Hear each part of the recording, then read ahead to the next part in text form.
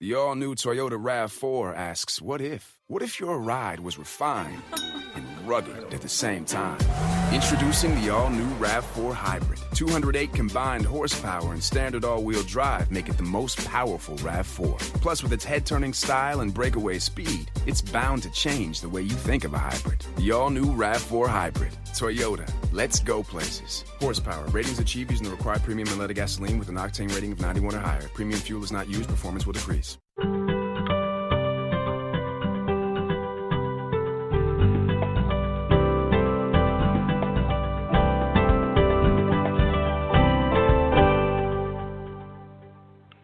Welcome, everyone, to Creating a Family. Talk about infertility and adoption.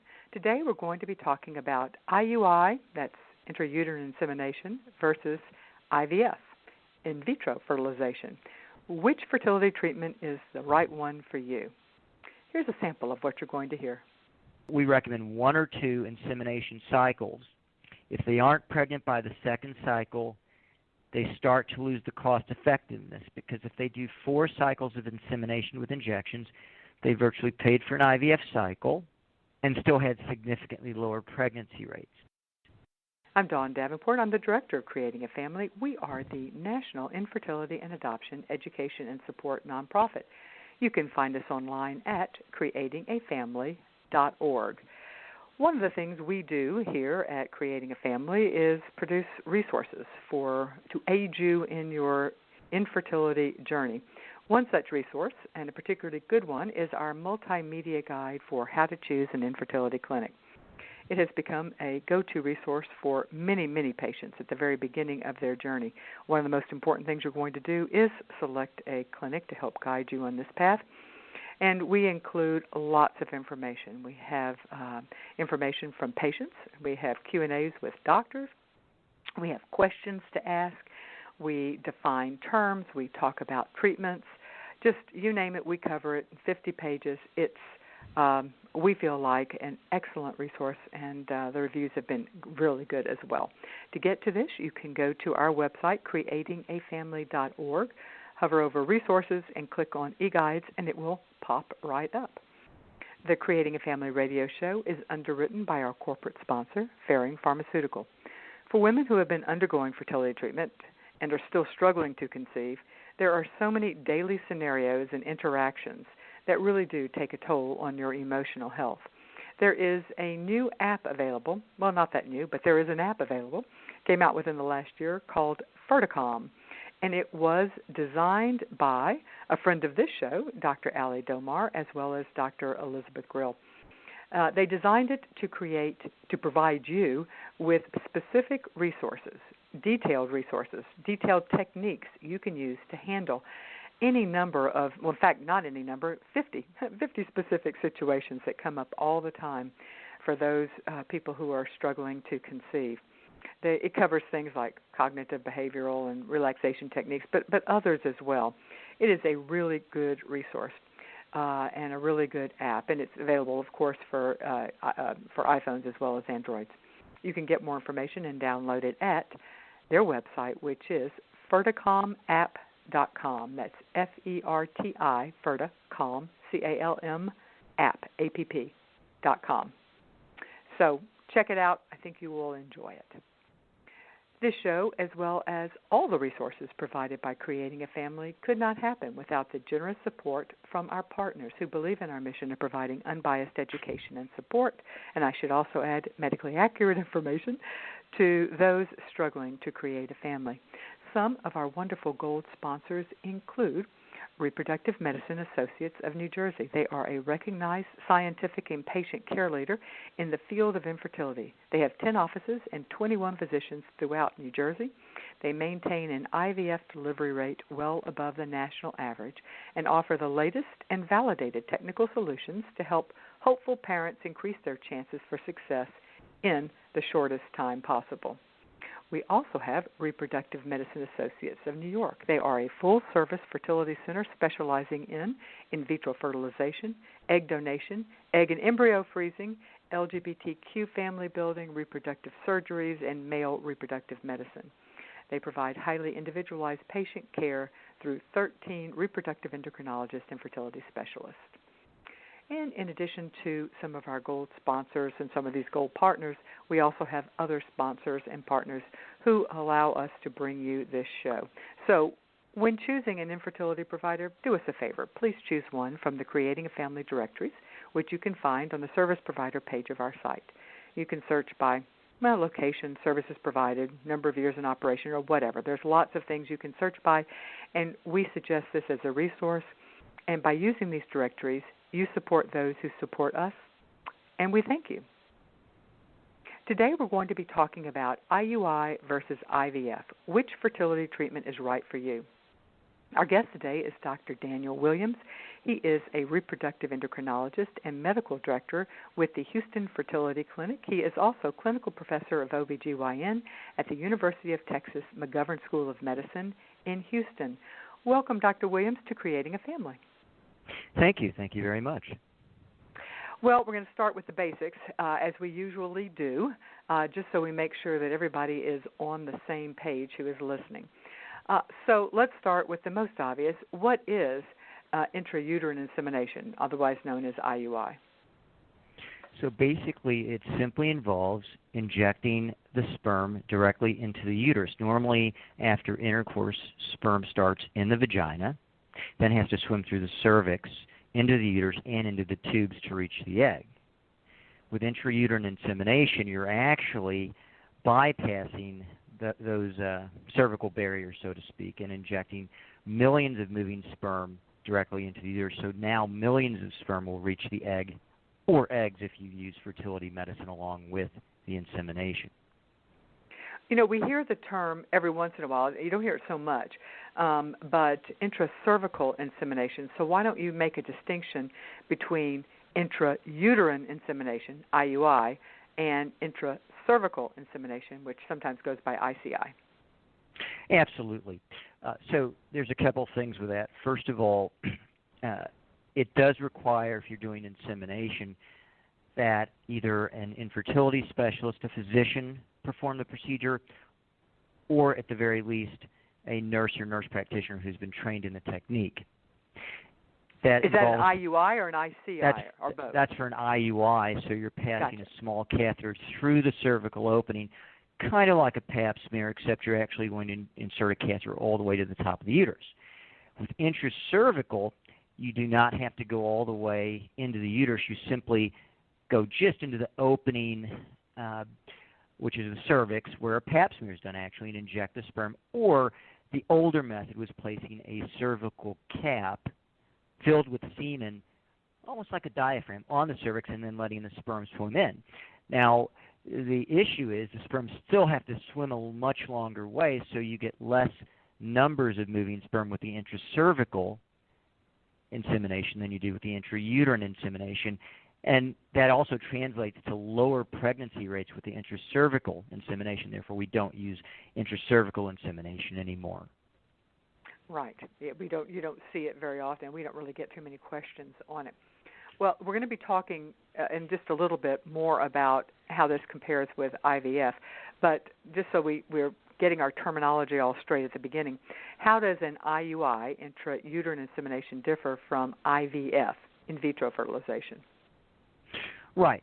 So basically, intrauterine insemination basically means that you're trying to get the sperm closer to the egg by injecting the sperm into the uterus.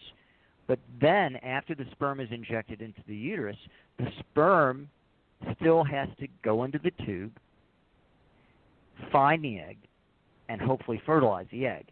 So all those processes of fertilizing the egg, then once the egg is fertilized in the tube, it grows into an embryo, travels back, which sounds backwards, but it actually travels from the tube back into the uterus, this developing embryo, floats for 2 to 3 days, and then either sticks, which means you're pregnant, or doesn't stick, which means you're not pregnant. With in vitro fertilization, you're actually stimulating the ovaries to make extra eggs, taking those eggs out of the ovaries, fertilizing them in the lab, typically by injecting a single sperm into each egg. So remember, that normally happens in the body, for instance with insemination. But with in vitro fertilization, this is happening in the lab. Then you let the fertilized eggs grow into embryos over a period of 5 to 6 days. Again, that normally happens in the body.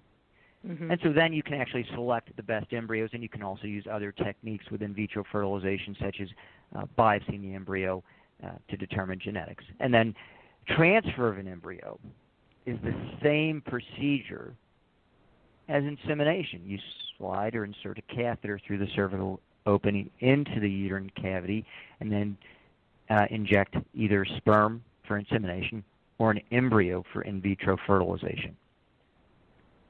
And you mentioned something at the very beginning about when you were talking about the kind of the basics of IUI, about a medicated versus a natural or an unmedicated insemination cycle.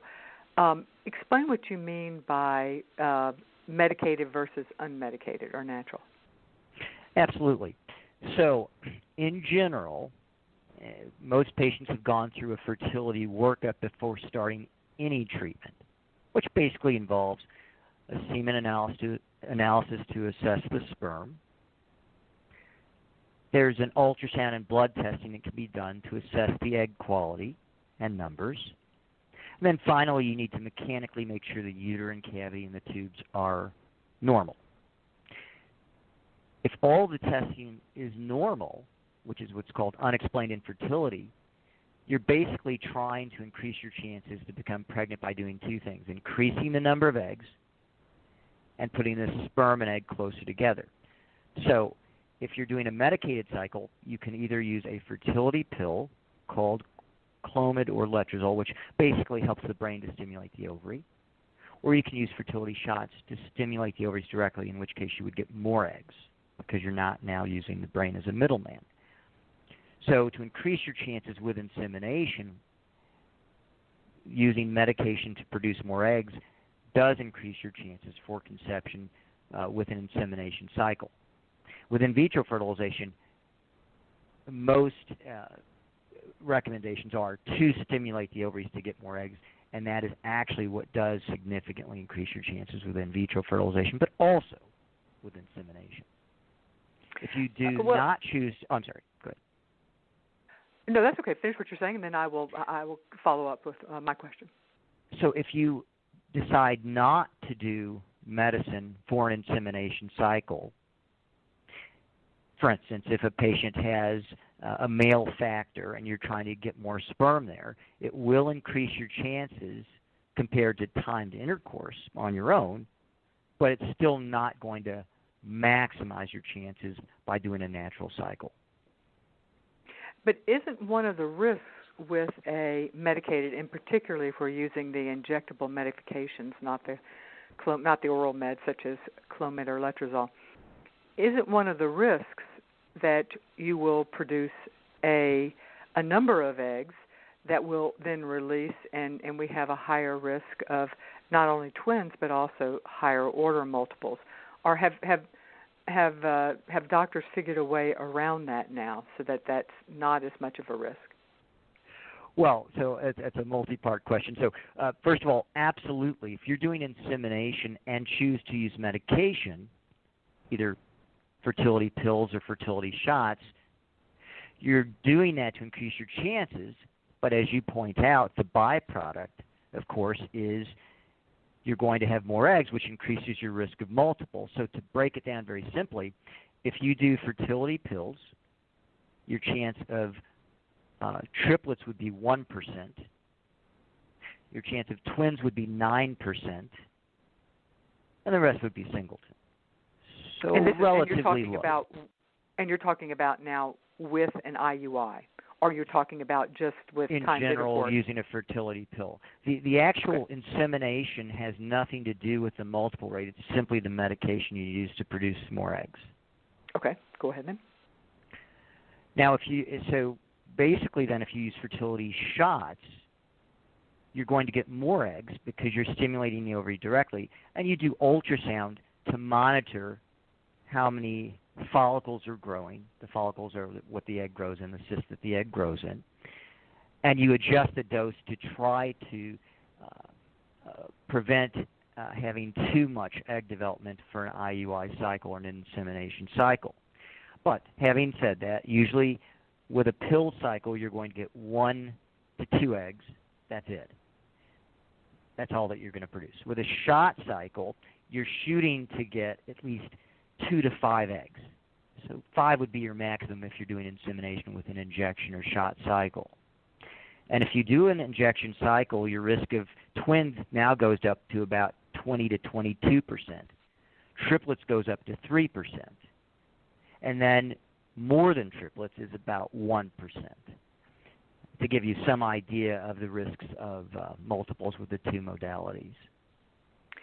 At what point, let's say that you have used the injectable gonadotropin medications, at what point is it no longer, how many eggs would make it no longer safe to do a IUI, intrauterine insemination? Right. So this is very, very important that patients are adequately counseled before they do insemination, particularly with injectable medicines, about the multiple risk. And here is why.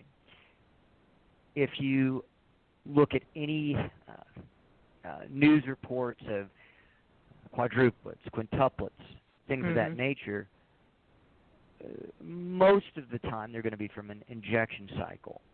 And I'll explain later why IVF would largely eliminate this problem.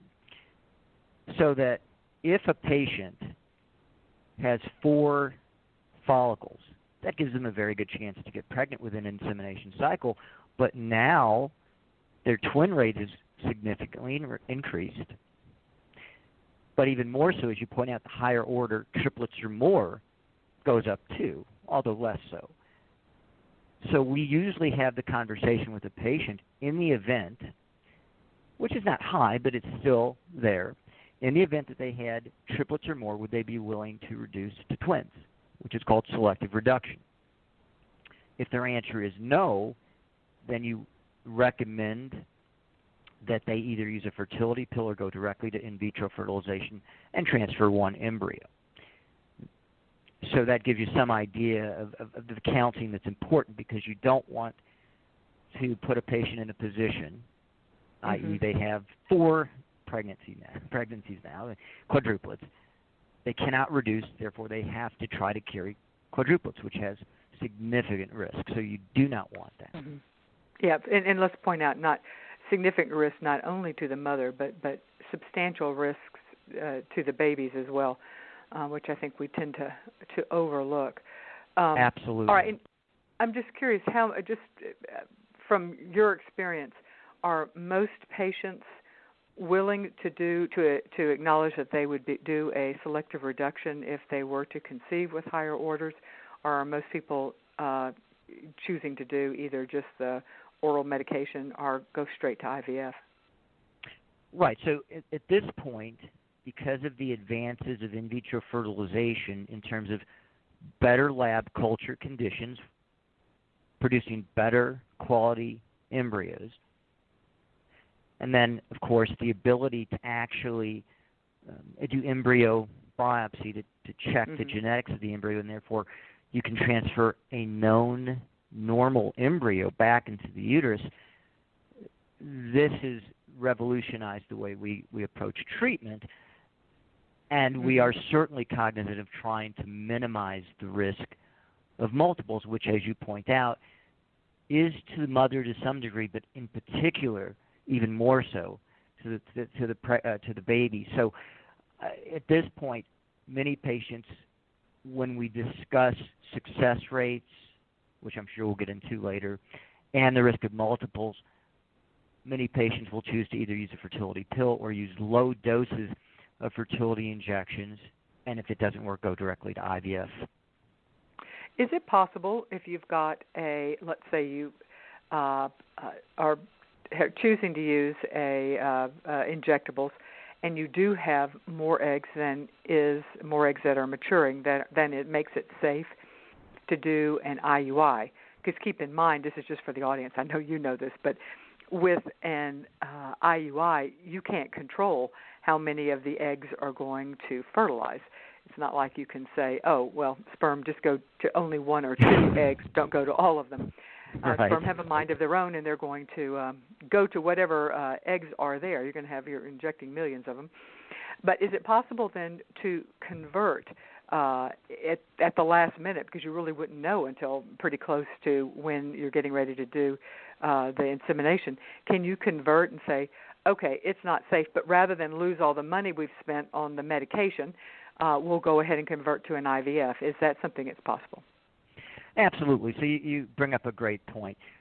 While we do try to adjust medication dosing to minimize this issue, occasionally, even with low doses, some patients are extremely responsive to the medications and simply make too many eggs to make insemination safe. We usually will catch that at a reasonably early time where patients can make a decision. So what are their options? Well, one option is they could say, I just want to cancel the cycle. If they do that, we will not charge them for their IUI cycle. We just don't charge them even for whatever monitoring we've done. Of course, the medicine they've used, but can't do anything about that, but at least they know that they can safely say we're going to cancel the cycle, and then they can come back and try again if they wish, or use that money they put forth for IUI to do IVF. So that's one option, to cancel. A second is, as you point out, is to convert to IVF. And so basically what they do is we calculate the cost difference, and if they want to convert, we simply continue along those lines, because they'll have, in those cases, they usually have a large number of eggs anyway, and they do quite well with that option as well. And the main reason that people are facing these choices, are having to make tough choices, is because the medication cost is not insignificant. And so they've already invested, depending on, they could have invested easily $3,000 or more even in medication. So otherwise, that's the hesitancy of just saying, okay, this is not safe, therefore we're just going to stop it. So hence why people are asking that question about the possibility of converting, so that the sunk cost they've already done is not totally lost. All right. Right, and not just cost. Remember, there's an emotional component. They've gone through taking the medicine. They've gone through some of the monitoring processes already, and many patients want to keep going. They don't want to start over. Absolutely. I'm glad you mentioned that. Yeah, I didn't mean to short shift the emotional aspect, because you are entirely right. That's a huge portion of it as well. All right, let's switch to we've been talking about the female side, but before we get too much further, it takes two to tango, as my mother and grandmother used to tell me. So Right. Let's talk about the semen. How fresh does the semen have to be if you're doing an IUI? So actually, there are two basic options. You can do a fresh insemination, which is what most couples do. Basically, the morning of the insemination, the husband or partner comes in, collects a sample, we process it, and then we do the insemination. The other option is we do in Houston, since we are oil and gas, many of our husbands or partners actually travel a great deal, or they're in the fields, oil fields, so they're usually there for a couple months, 3 months, so they'll freeze multiple vials, so they can actually do frozen. We just thaw the specimen the morning of, and then do the insemination. So it can be fresh, but it can also be frozen, as long as the husband has a normal semen analysis. And if the husband has a normal semen analysis, the number of sperm lost in freezing and thawing is not significant or of something of concern. Is that correct? That's absolutely correct. And the biggest example for that, of course, is if the husband has no sperm, or if it's a single female who's doing donor insemination. There is no fresh donor insemination. It is frozen. And so as long as it's normal, it works very well. All right, so how is the sperm prepared when doing an IUI? I mean, I'm assuming that you're not using sperm that is just fresh collected as it would be in normal intercourse. Absolutely. So what you're getting at, simply put, is the semen, or the liquid that comes out with ejaculation, comes primarily from the prostate gland, among other things. And so its main purpose is to get all those millions of sperm into the vagina, so then the fast sperm can swim out of that liquid into the uterus, into the tubes to find the egg. And in fact, many patients tell me, well, we think we're not getting pregnant because after intercourse, when the female partner gets up, all this liquid, the semen, comes out. And I point out to them that the sperm that's very fast is there within 5 to 10 minutes after ejaculation, so there's no concern there. But the issue is, as you point out, we can't inject that semen or liquid into the uterus because it also contains prostaglandins and other substances that would cause significant uterine cramping, which would defeat our purpose if we're doing insemination. So to remove that liquid and just get the sperm cells, there's various media that you can mix with the semen, spin it down to make the sperm cells go to the bottom, suck off the top liquid, and then you can do a variety of techniques. You can put clear media and give the sperm time to swim up, the fast sperm, into that liquid, and then use that liquid for the insemination. There's also gradient solutions you can use to actually more efficiently separate out and get the best quality sperm to go to the bottom right away. But either way, you're going to inject a very small volume filled with very motile sperm and culture media into the uterus when you're doing insemination. And that process you just described is kind of often known as sperm washing. Is that the same thing? Absolutely. Oh, we have a question from Jennifer. She said, how does sperm washing / the swim-up test work? Why might someone with a normal semen analysis not qualify for IUI? So that's a very good question. So in essence, most patients with a normal semen analysis will actually do quite well after wash because they have normal counts, normal motility, and normal morphology. That's the appearance of the sperm.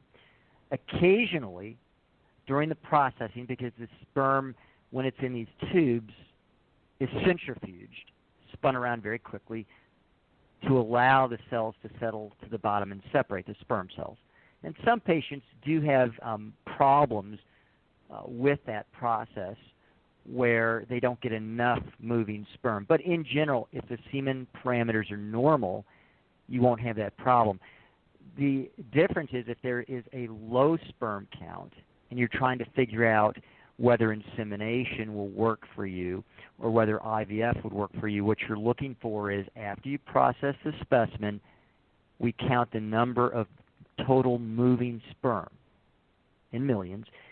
To optimize your chances for a success, you want to have at least 10 million moving sperm in the specimen that you're injecting at the time of insemination. So we'll offer patients with low sperm counts a semen analysis with a test wash before they do any treatment to determine how well they would do if they did insemination. So if their test wash specimen shows a very low number of moving sperm, we'd probably recommend IVF as opposed to insemination. Okay, and the swim-up test is part of what you just described. I had never heard of the swim-up. That is exactly test. right. Okay, yes, the swim-up is where you put the cells, you get the cells, separate the sperm cells, they go into a pellet, and then you suck off the semen that you want to get rid of, and then you overlay or just pour on top of the sperm pellet some clear media that's chock full of nutrients for the sperm to help them swim faster, and then you give them an hour or so just for the fast sperm to swim into this liquid, and then you use the liquid to inject. It's kind of only the best. Yeah, that makes sense. It makes for the best of the best, so to speak. Yeah, the best of the best. Survival of the fittest or whatever. All right, we have a question from Jacqueline. She said, a few years after my husband's vasectomy, we looked into IVF and IUI as a way to conceive without him having a reversal. We were told we could do sperm aspiration for IVF, but that for IUI, sperm aspiration was not a possibility due to the amount they wouldn't be able to get. Is that accurate information, or is sperm aspiration a viable choice for IUI? Again, a very, very good question. So sperm aspiration means that you're actually getting the sperm before ejaculation. So remember, with ejaculation, you get volume of fluid, usually the semen volume, what comes out at the time of ejaculation. In a normal setting would be above 1.5 cc's or 1.5 milliliters. So if you're aspirating the sperm, you're talking about aspirating cells. So you're getting very small amounts, and you have to go into the testicle or the epididymis, which is right next to the testicle, because normally sperm is made, passes through the epididymis, and then this long tube called the vas deferens. You've heard of vasectomy. That's cutting that vas deferens, vasectomy. And then the liquid is combined with the prostate and seminal vesicles, and the fluid comes out with ejaculation. So when you go into the testicle, the sperm hasn't passed even through the epididymis, that little area, to allow it to move. If you had a vasectomy, you can get it from the epididymis, that's a little fat, worm-like structure that's right next to the testicle. And you usually do get moving sperm from the epididymis, but there's just such low numbers. Remember, I mentioned with insemination, you want 10 million moving sperm. There's no way you're going to get that kind of number for an insemination. The second thing is, insemination has a much lower rate. So you don't want to go in and do multiple sperm aspirations every month. With in vitro fertilization, you do the aspiration, you probably get enough files to do many IVF cycles, and the IVF has a high success rate. So the short answer is that your physician is correct, that sperm aspiration is really not useful for insemination or intrauterine insemination procedures, rather for in vitro fertilization procedures. Okay, that makes sense, because we're looking at millions of sperm needed for the chance of pregnancy with an IUI. Or with intercourse, as well. All right, now let's come to the $64 million question, and that is, what are your chances of success when getting pregnant? Which ultimately is how we're defining success around here. So, what are your chances of getting pregnant with an IUI? And then we're going to compare that to an IVF.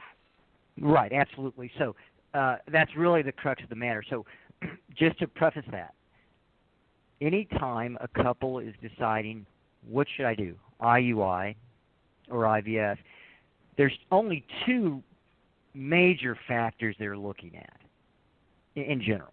And that would be, one, cost of the treatment, and two, as you've just asked, the success rates. So we'll start with the success rates. They're based on age, and in particular, they're based on age of the female partner. So it stands to reason that a younger patient will have a higher success rate, i.e. someone in their 30s, compared to someone in their 40s. And that would happen with natural conception or with treatment. The second thing, obviously, along those lines is insemination has a lower success rate than IVF.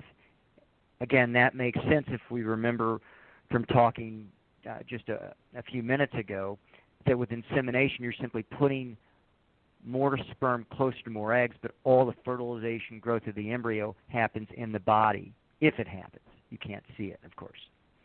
With in vitro fertilization, you're actually doing all those steps in the lab, so you actually see embryo development, and you can choose the quote-unquote best embryo by appearance and even by embryo biopsy genetically to know if they're normal or not. So success rates, we'll start with women under 35 because that has the optimal success rate, and it does go down as women get older. But in women under 35, the success rates with insemination, if you use a fertility pill, are going to be somewhere in the range of 10 to 12% per cycle. Now, a normal couple is at 25% per cycle in the first year of trying. So remember, it's not out of 100. If you use fertility shots plus the insemination, you get up to 18% to 20% per cycle. If you do in vitro fertilization, and this is our data, but you would be 65 to 70% per transfer of an embryo for pregnancy. So as you can see, simply from that information, the differences of pregnancy rates are much higher for IVF compared to IUI. You mentioned there were two factors that you had to weigh. One, success, which yes. The success rates are significantly higher with IVF. How do costs compare? Right. So their costs are always going to vary from program to program. So you would check with your individual physician, and they can or center that you're being evaluated, and they can tell you what their costs are. But in general, the way we do it is for IVF, we have a package which covers everything but medicine, because everyone uses different doses depending on how many eggs they have, etc. And also whether or not someone's going to do an embryo biopsy. So the base cost of an IVF cycle is pretty close to 3 to 4 insemination cycles with injections. So we've actually sort of figured out that if a patient wants to do insemination first because it's less expensive, that's a reasonable decision. But we recommend 1 or 2 insemination cycles. If they aren't pregnant by the second cycle, they start to lose the cost effectiveness, because if they do 4 cycles of insemination with injections, they virtually paid for an IVF cycle and still had significantly lower pregnancy rates. And I understand cost and success rates are important, but there's also the emotional. You can't expect patients to go through multiple cycles with no results and not expect some emotional toll. So for all those reasons, our recommendation is pretty simple. In patients with unexplained infertility, our recommendation is you either go straight to in vitro fertilization or 1 or 2 cycles of insemination. And again, we are flexible. Patients can do 4 cycles if they wish, but if they're paying out of pocket for everything, we try to approach it that way. So hopefully that helps a bit. Yeah, it absolutely does. And we actually had a question that I was glad we got, because it's a bit of a pet peeve of mine. This is from Catherine. She said, how does insurance coverage play into the decision between IUI and IVF? I think it's a great question. So how does insurance play into Texas is not a mandated state, is it? You're no, in it Texas. is not. Yeah, see, this may be less of an issue. No, it's an extremely important question, actually. Okay. And the reason being, like everything else, there's 2 things to it. So insurance will tell you if they cover something or not, right? So if insurance covers something, on the surface, that's good. Now you have to see what the conditions are. So yeah, exactly. And it becomes very complicated. So, for example, we have about 30% of our patients who have coverage for IVF in Texas or in Houston. In some of those patients, they can go directly to IVF if they wish. But in some patients, they can't go to IVF unless there's a specific reason, severe male factor, tubal blockage, etc. If they have unexplained infertility, they're required to do 3 to 4 insemination cycles first. Now, it's covered for them, so it does eliminate cost, but that's why I said it's not quite so cut and dried. Now, if there are no restrictions, yes, that eliminates the cost concern, and then patients can simply look at success rates. And in most cases, they're going to go directly to IVF because they can have high success rates, transfer 1 embryo, minimizing their risk of multiples, etc. Are you seeing, it used to be that there were a number of policies that required, before they would cover IVF, even though IVF was covered, before the insurance would cover IVF, they required that the patients go through X number, and the ones I've seen were usually 3 or 4 IUI cycles that would fail before they would pay for IVF. That was my pet peeve. Because, well, anyway, I won't get on my soapbox. Are you seeing those type of insurance policies now? Yes, we are, and I think that sometimes they tend to be somewhat short-sighted in the sense that while, yes, it is cheaper for a patient to do individually an injection IUI cycle versus IVF, there's 2 considerations. One, the success rates are lower. 2, the risk of multiples, and multiples cost insurance companies far more. Absolutely.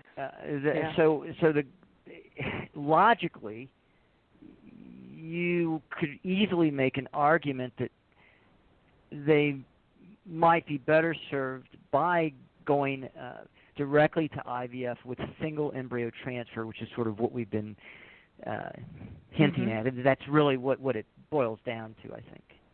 Well, and there was research that was called the FAST trial done. This is not new. This was, I think, out of Boston quite a few years ago. That and it had a fairly decent sample size, and they clearly showed that there would be cost savings. And I honestly don't remember now if this research included the cost of multiples. I almost think it didn't. I think they were just saying the total cost of X number of failed IUI cycles, makes it, well, I guess they would have, I'm not sure now how they did it, but it clearly showed that the fastest and ultimately least expensive way of getting pregnant was to go straight to IVF. I hope I'm remembering the research well. You absolutely are, and it supports other smaller studies that pretty much show the same thing. If you have a lower success rate, you have to do more cycles. So the point is, if you're doing 3 or 4 cycles and you don't get pregnant and then you have to do IVF, you've now significantly increased your cost compared to doing IVF directly. So I think that's really, from a medical scientific standpoint, pretty well established. Yeah, unfortunately, it may be scientifically established, but it's not necessarily. I was hoping you were going to say that you're seeing far fewer insurance policies that require that. I haven't asked that question to anyone recently, but unfortunately, it sounds like that still some policies still require that. Which is not to say that sometimes it isn't the best idea to start. You were saying that depending on the diagnosis and the individual cases, that your patients can often go through, and but you recommend no more than 2 IUI cycles before moving. So it just seems like that decision is best left in the hands of a doctor. But I think we would be in agreement upon that. Yeah, that is a bit of it just drives me a little crazy. All right. Now, let's talk about the timing of when you do, because there will be people, we're going back to talking about IUIs, even though I did rant on them a bit right then. So let's go back to talking about the timing of when you might want to do an IUI. With male factor, so let's talk about timing. Obviously, it's tied to the woman's ovulation. At what stage of her cycle do you do an IUI, and does it differ whether or not there's male factor infertility involved?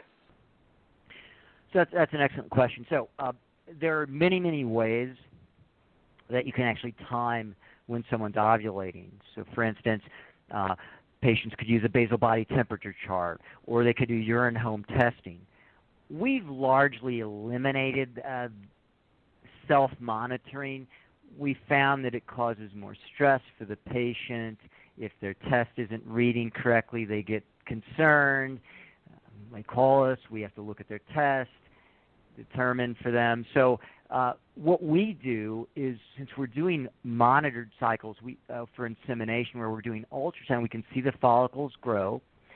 And so what we do is we give a trigger shot to release the eggs, and then we can predictably know when to do the insemination based on the time of this trigger shot we call HCG or Ovidril. So we actually time everything so that takes away, we found that it takes away the worry for the patient about, am I doing this right, am I doing it at the right time, because obviously timing is important. And I think it also makes it easier on our staff because it can be planned ahead of time. Then is this only, the trigger shot is used, obviously, if you've used injectable medication, but is it also used when you use oral meds? Yes, absolutely you do it for the same exact reasons. You're still with oral meds, or at least we do. We do ultrasound monitoring, and we find it very, very useful, and I'll tell you why. Because you want to know that the uterine lining is also thickening appropriately, and some of the pills tend to thin the uterine lining, so you can see that. Secondly, you can see that there is a response definitively because you see follicles growing on ultrasound. And then the last thing is that you know how many follicles are developing. So that's useful information. So since we're doing ultrasound, we can do the trigger shot the same way with injections. There's just less eggs with the pill than there is with the shots. And if you're using if the woman is going with a natural IUI cycle, meaning she is not using any form of fertility drug, yes, injectable or oral, how is it done then? It can be done exactly the same way. We don't do, I have to confess, we don't do very many. It's pretty rare that we do a natural cycle insemination. But when we have done it for patients, and we certainly will, because patients sometimes have done reading and that's sort of where they want to start, we still do ultrasound so we can time, and we're doing insemination. So timing is very, very important. So if we do ultrasound and see the follicle growing, we actually give a trigger to make sure that we're getting release. Again, every step you can control would eliminate a potential reason as to why pregnancy didn't occur. So we kind of look at it that way. Well, honestly, and I don't know if this would hold up nationwide, but we have a really large online community, and most often the people that we're hearing who are wanting to do a natural and unmedicated IUI are single women or lesbian couples who are using donor sperm, and as far as they know, have no fertility issue on the female side. So that's when we're seeing it most often. Again, I don't know if that would hold up across the board. But Probably. Yes. But timing is even more important for when you're using donor insemination, simply because if it's a heterosexual couple, they're going to have intercourse either a few days before or after, so there's still a possibility of some sperm contributing. With donor, you have to time it well. We tend to do one insemination, so even if it's a natural cycle for donor, we'll give an HCG trigger shot and then do the insemination 36 hours later. We find that is much easier on everyone for the reasons I gave previously.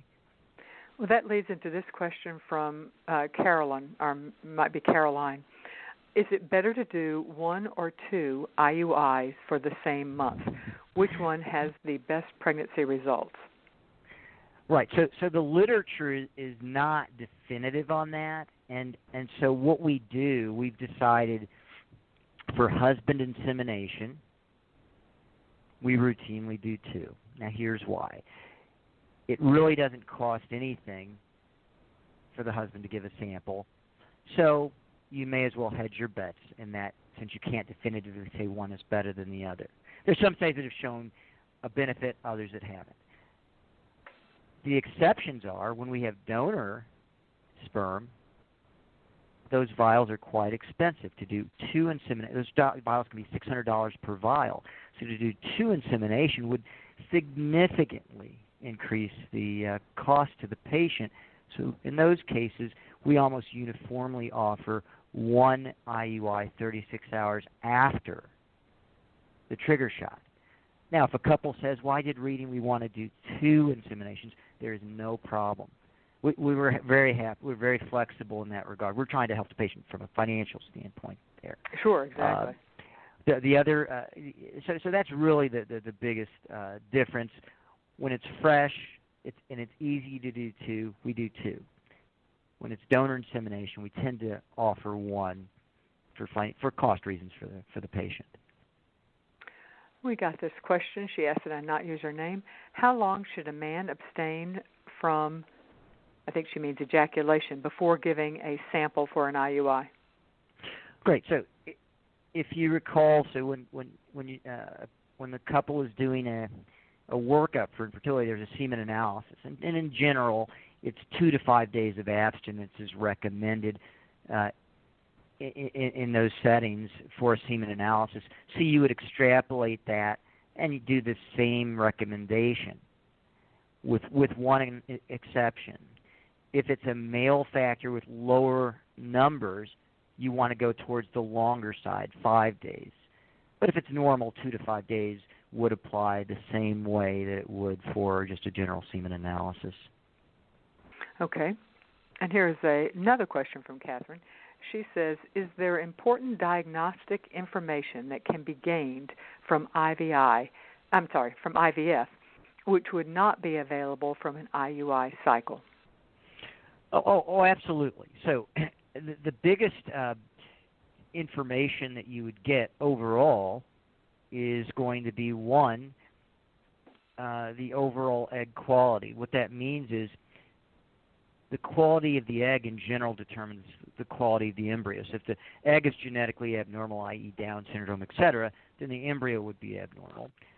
So all the things that happen in the body, fertilization that happens in the tube, growth of the fertilized egg into an embryo as it travels back through the tube to reach the uterus to try to implant, we see that in the lab, and therefore we can sort of weed out eggs that are obviously abnormal. In other words, if an egg doesn't fertilize, not normal, because we're injecting a single sperm into each egg called ICSI, or intracytoplasmic sperm injection.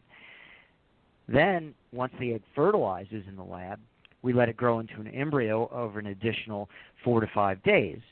Anything that stops growing means it's non-viable, so you've eliminated that one as well. Then when you get to the end, which is day 5 or 6, you've got what's called a blastocyst, which is an advanced stage embryo. Now, they may look normal, but there may be a percentage of those that are genetically abnormal. But if you do an embryo biopsy, you even further weed out the ones that aren't normal to have the best quality embryos you can have. So absolutely you get much more information from IVF, because everything that's happening in the lab you can see, whereas with insemination all that stuff happens in the body, you can't see it. So that's also something to factor in when people are trying to make the decision between IUI and IVF, is that's an added advantage of IVF, is that you gain more information that helps guide you on your treatment, and ultimately, hopefully, will help increase your chances of a take-home baby. Definitely would. You are listening to Creating a Family, and today we are talking about IUIs, or really more IUI versus IVF, and how do you make the decision of which form of treatment is best to you. I want you to know that we are now ranked as the, last time I checked, I think it was the number 2 online influencer in the world of fertility, ranked by Clout. We are very active in the social media. We have a huge organization, huge community that we have created. It's a wonderful way for us to spread information, medically accurate information, and support to the patient community. We primarily hang out at Facebook, Twitter, and Pinterest. There are 3 ways to connect with us on Facebook. You can connect with me personally. I'm Dawn.Davenport1. Or you can like our Facebook page, which is facebook.com/creatingafamily. Or you can join our very large, we're getting close to 8,000 members, Facebook support group, and that is facebook.com/groups/creatingafamily. But that's way too many URLs, so the easiest way is simply type the words creating a family, or to be honest, infertility. You could probably find us that way. But type those words into the Facebook search box, and both the page and the group will pop up. The group is a closed group, so you have to request admission, and we will let you in. On Twitter and Pinterest, we go by @creatingafamily, so you can find us there. All right, we are talking today with, Dr. Daniel Williams. He is the medical director with the Houston Fertility Institute. He is also clinical professor of OBGYN at the University of Texas McGovern School of Medicine in Houston. Dr. Williams, so how do you make the decision if a patient comes in and is trying to decide, or you're trying to decide what to advise them between an IUI or going straight to IVF? Does it depend? First of all, does it depend on the type of infertility, the diagnosis, or is that just one factor amongst many? Well, certainly. I mean, the diagnosis certainly can play a role. If, for instance, if the tubes are blocked, you of course have to, and can't be repaired, you have to do in vitro fertilization. If the sperm counts are extremely low, or if the husband had a vasectomy, again, you're talking about doing an in vitro fertilization.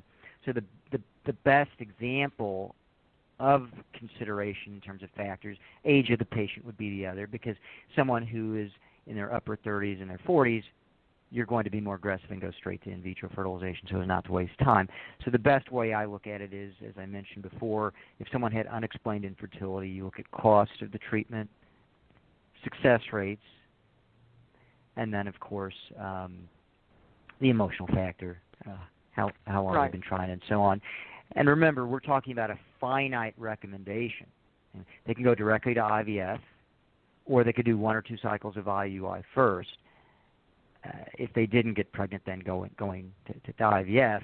But either way, you're not talking about 6 months of treatment, 4 to 5 months of a treatment before moving to something that has a higher success rate. So by doing that, we largely eliminate that concern that patients have about what if we're not making progress.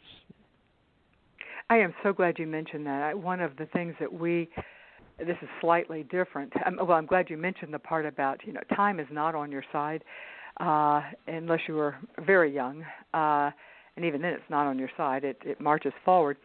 But we see far too many patients spend longer than they should with their OBGYN before moving to a specialist.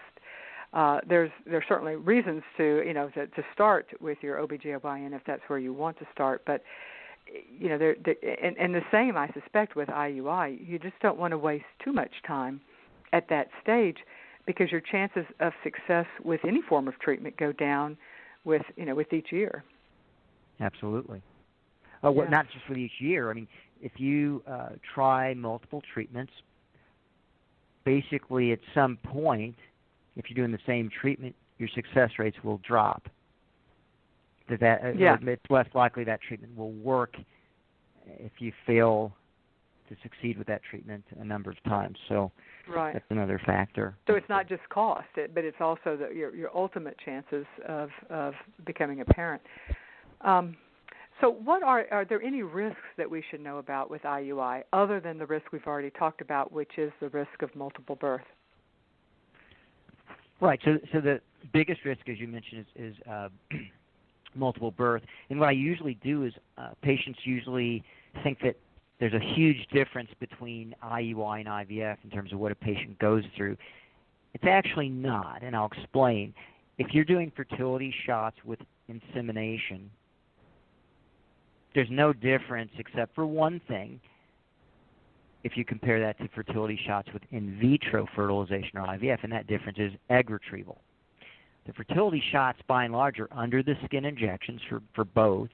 You just use more medicines or higher doses of medications for IVF to get more eggs. So the insemination is the same as embryo transfer in terms of procedure. So the difference there is the egg retrieval.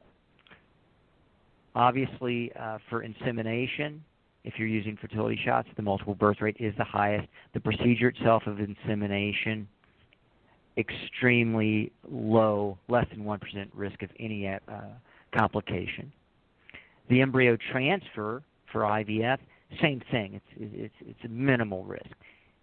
So everyone says, well, what about the egg retrieval? Well, what you do is you do an ultrasound. You look at the follicles, which on ultrasound look like dark circles. That's a cyst that the egg grows in.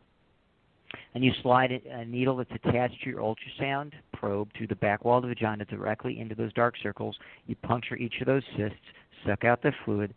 The egg goes with the fluid into a test tube. And then our embryologist takes that fluid, pours it into a petri dish under the microscope, finds the eggs, and gets them ready to mix with the sperm. The procedure itself takes 10 minutes. That's it. You get medicine through an IV such that you don't feel anything. So the risk of that procedure, again, less than 1 to 2% of any complication. The other thing that patients worry about, or they may have heard about with in vitro fertilization compared to insemination, is hyperstimulation syndrome. What that is when you stimulate the ovaries, you're stimulating the ovaries on purpose to make more eggs, but with IVF you really want to get a lot of eggs. But sometimes the eggs will, you'll have so many eggs and your estrogen levels will be so high that after the retrieval the ovaries get very large, you can get fluid in your tummy, all kinds of things that you would not want to have. That's called hyperstimulation syndrome. That occurs in 1 to 2% of all stimulations. You can eliminate that by avoiding Avidril as your trigger shot and using a Lupron trigger instead. And so those are the main differences and risks, but in the end they're minimal. All right. Well, thank you so much, Dr. Daniel Williams, for being with us today to talk about IUIs and IVFs and when you use what and when you use one and when you use the other. Let me remind our audience to keep in mind that the information given in this interview is general advice to understand how to apply it to your specific situation. Work with your infertility professional. And I also want to remind everyone that we would love for you to give us a ranking. We are ranked number 1 on iTunes in the areas of fertility, and we would like to continue that ranking, and iTunes uses the ranking. So just whatever app you're using, click on it and go straight to iTunes, and it's just a easy star ranking, and we really appreciate that.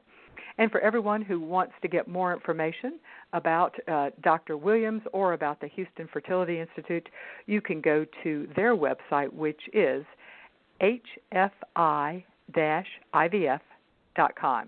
That's hfi-ivf.com.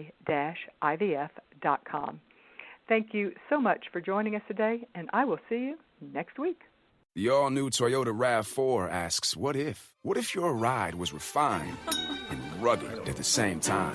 Introducing the all-new RAV4 Hybrid. 208 combined horsepower and standard all-wheel drive make it the most powerful RAV4. Plus, with its head-turning style and breakaway speed, it's bound to change the way you think of a hybrid. The all-new RAV4 Hybrid. Toyota. Let's go places. Horsepower. Ratings achieved using the required premium unleaded gasoline with an octane rating of 91 or higher. Premium fuel is not used. Performance will decrease.